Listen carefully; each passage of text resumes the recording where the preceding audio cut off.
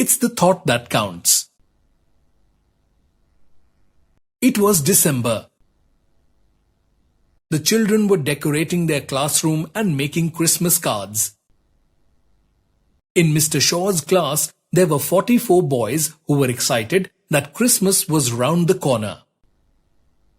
I am getting a new bicycle with a bell and a special headlight, boasted Rohan. I am getting a new scooty, said Mir. I really want a new computer game, said Sid. Mr. Shaw heard the children talking. But won't you boys buy any presents for your mothers? He asked. I don't think she would want anything, said one of the boys. I can give her a card. She would be happy with that. Their teacher was sad that they were only thinking about themselves. Every year on the last day before the Christmas vacation, every class used to have a party. Each boy would bring something nice to eat and they would share the goodies. The children had fun and loved meeting Santa Claus. That year, Mr. Shaw had asked his cousin Joe to be Santa. He was a big round man with jolly twinkling eyes and a loud booming voice. A few days before the party, Mr. Shaw and Joe started planning things. They made a list of the names and gifts that had to be bought. I don't know what has happened to my children this year. They all seem to have become so selfish, thinking only about themselves, said Mr. Shaw sadly. Is that so? Said Joe. Then it's time to teach them a lesson. That's a good idea. But I do not want to punish the ones who are kind and generous. We can always find out who should get a present and who shouldn't, can't we? Said Joe. Tomorrow in class, ask them to make a list of the things they want for Christmas, how much money they will spend, and who they will spend it on. Then leave the rest to me.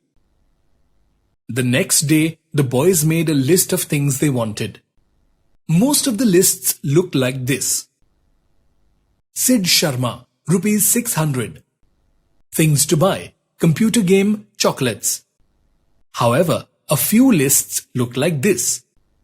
Rahul Das, rupees 400. Things to buy, a pen for dad, chocolate for mum and Nadia, a beautiful rose stem for grandma. Joe went through all the lists, smiling at some, frowning at others. He had already decided what he was going to do. This would be one Christmas some of the children would never forget. On the day of the party, the boys were all very excited.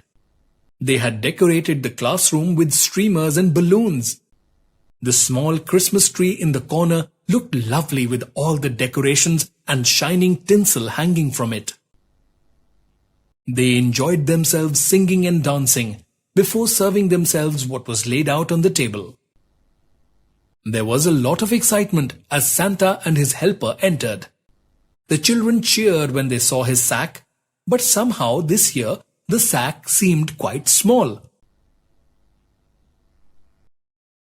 They all gathered around Santa, eagerly waiting for him to hand out their presents. Merry Christmas! Now, where is my list? Those of you who have been generous and thoughtful will get presents. Santa put his hand into his sack and took out a small, gift-wrapped box with a name on it. Here you are, Rahul. This one's for you, he said with a smile as he handed Rahul the box. Then he handed gifts to Ali, John, Satish and a few others. Out of the 44 boys in the class, only 19 got presents. The others were upset. What about us, Santa? Shouted Sid. This isn't fair. Don't you shout at me, young man. You and many of your friends had more money to spend than the others here. Yet, how many of you thought of buying gifts, even little things, for other people? Not one of you. So, what is unfair about what I am doing?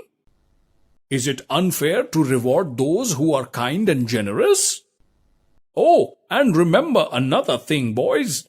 When you buy a gift for someone, it's not the price that matters. It's the thought that counts. Mr. Shaw quickly added, Boys, I think I should let you know that Santa has told me that he will be doing the same thing every year. I feel that it's time you start thinking about others. The children were surprised. Santa had never been so angry before. Was this the real Santa Claus? Some of them wondered. How could he have known what they were going to spend their Christmas money on if he was not real? When the party was over, the children went home. Some were happy, but most of them were shocked and upset. They soon realized that Santa had done to them exactly what they had done to others. They chatted with one another about what had happened. They were now sure that Santa had done the right thing. They were also sure that they needed to change the way they felt. They needed to change the way they were.